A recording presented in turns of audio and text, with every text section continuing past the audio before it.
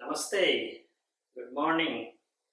Today I'm here to show you how to do headstand. It's very desirable pose for lots of people, but they do not know the proper technique, how to go for it.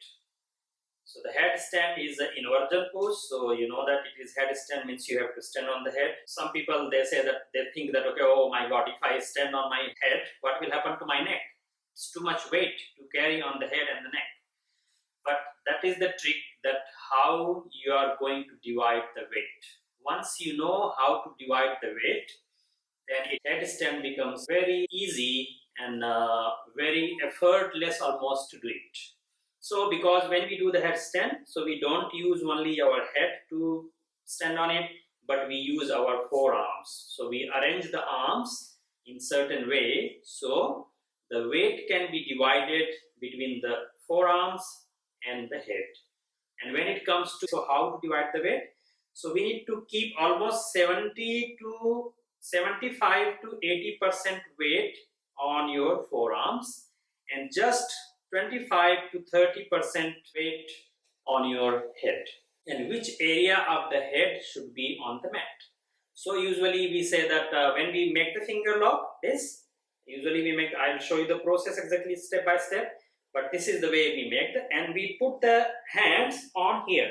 So this is the crown of the head, right? So this is the crown of the head, so we put hands exactly here. And now just be careful that if you have any neck problem, or you have any kind of migraine or like vertigo, or you think that epilepsy kind of problem, so those people should avoid doing it. Yeah. So first I'll show you how to arrange the hands to grab the head and how much should keep the gap between the elbows, because that also is very important. If you keep the elbows too wide or too close, again it is difficult to balance. So in case if you need, maybe if you have something like this is called yoga block. So I'll tell you there is a where we can use it later on. First, when we start the headstand, we sit in this position. It's called Vajrasana. Knees can be together or maybe a little bit apart, that doesn't matter much. But when we start, so we sit in this position. And what we do, we go a little forward and we put the elbows down. So you see the way I'm grabbing the elbows like this. With opposite arm, you just grab the elbows, or you can say upper arm. So this is the gap we keep between the elbows. So this gap should be intact. It should not be moved and it should not be taken away to put the proper weight or balance to the forearm. So this is the way. Then I will just open my arms and just will make the finger lock like this. And finger lock not too close, so we need to open it. Need to make the space, so we can put the head down. So you will see now how I put my head between the palms. So I will go and I will just put the crown of the head on my palms. So first I will show you, this is the position of the palms. So that is the way you will be doing it. Now I will turn a little bit side like this. So actually you can see me how I go step by step. So now you know already how to arrange the elbows, how to arrange the finger lock, and how to put the head on the palms. And now what you have to do, whenever we go, so we always have to remember that elbows should not go off. So you need to always put weight towards your elbows. Otherwise, that's why people, they fall over and they just drop, and sometimes it can be a little bit risky also. Maybe you can get some injury. So always we have to wait. You have to see that you are putting the weight towards elbow, and that weight should be kept all the time. Then I put the head here. Then other step to do it. So I will lift my hips. Then I will make the legs straight. Yeah. So if you are beginner, you try to do this one first, yeah, and stay here and find and just get that habit to keep the weight towards your elbows. So we need to go to find that habit all the time to keep the weight to the elbows. So here you can just maybe few days you can try to be here a little longer and try to push the hips a little more up, go more on the toes. So this is the way what you have to do. But when when you take the hips back, still you have to think that you need to keep the weight on the elbows. So this is what you need to try for some time.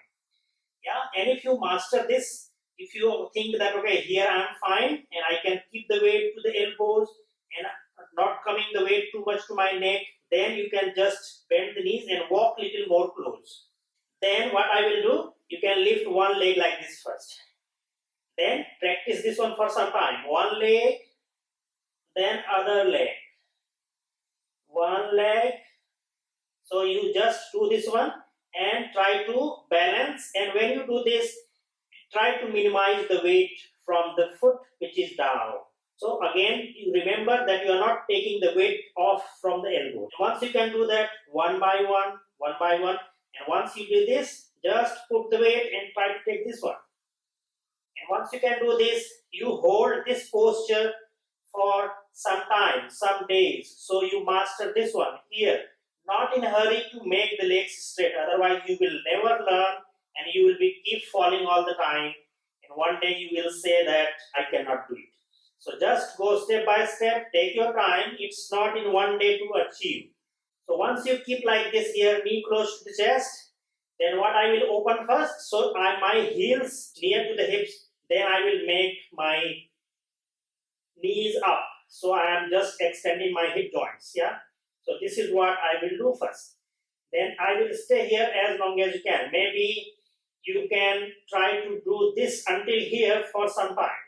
Maybe a week, few days, just try here, but keep the elbows down. Then when you come back, just take like this and take the feet down.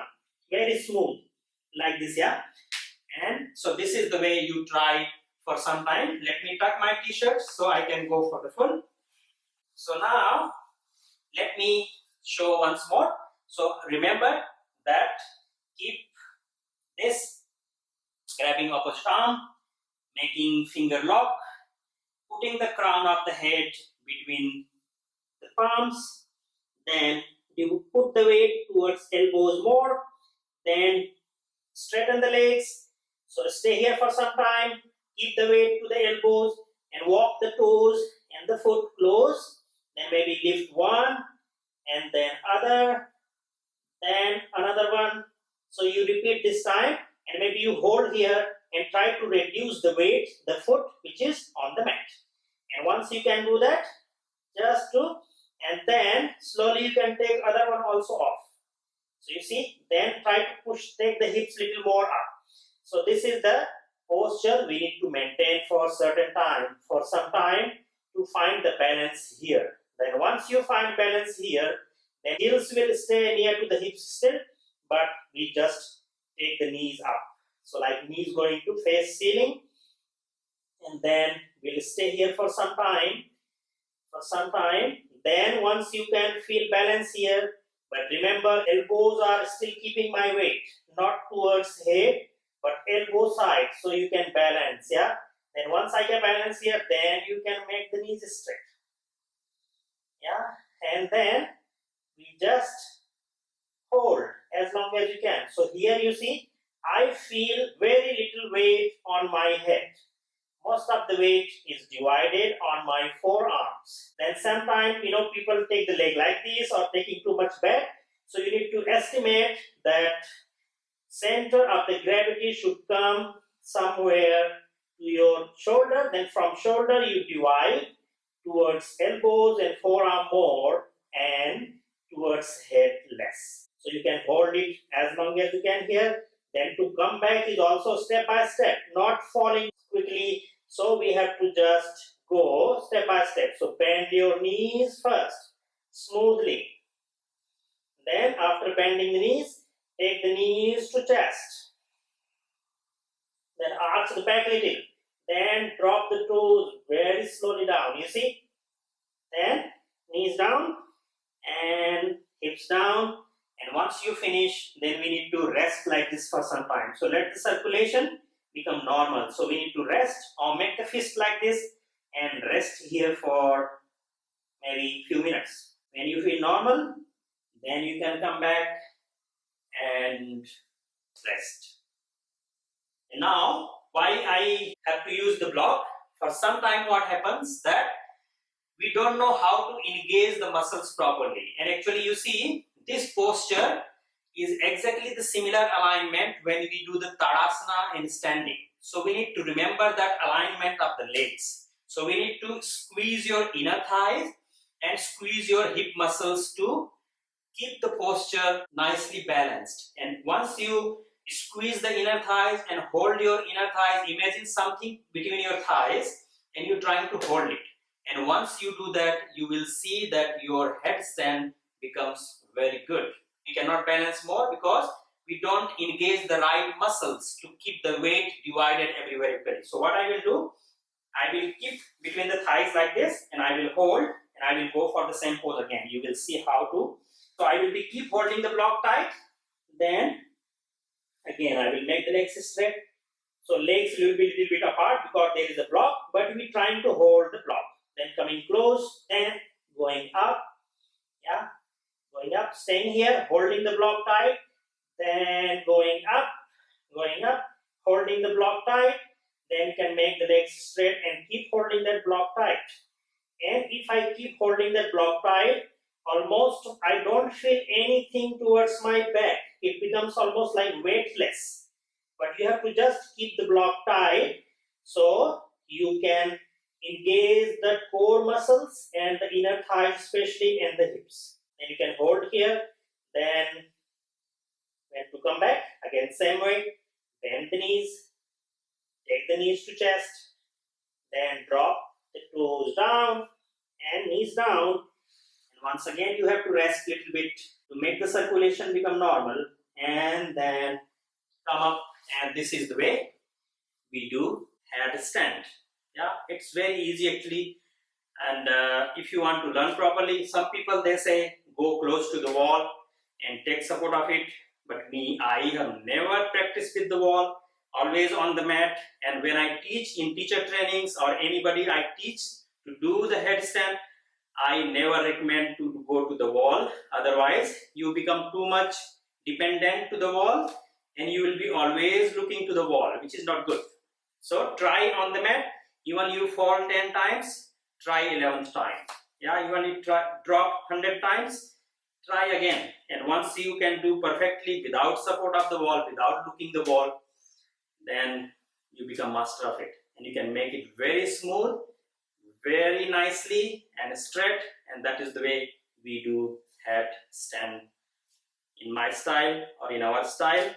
And so many people they said, okay, take the straight leg up and like that. So many techniques you can try later on, but this is the way we go step by step. And once you can do this one, then you can try another variation because there are so many other variations of doing headstand. So this is the good one to try first.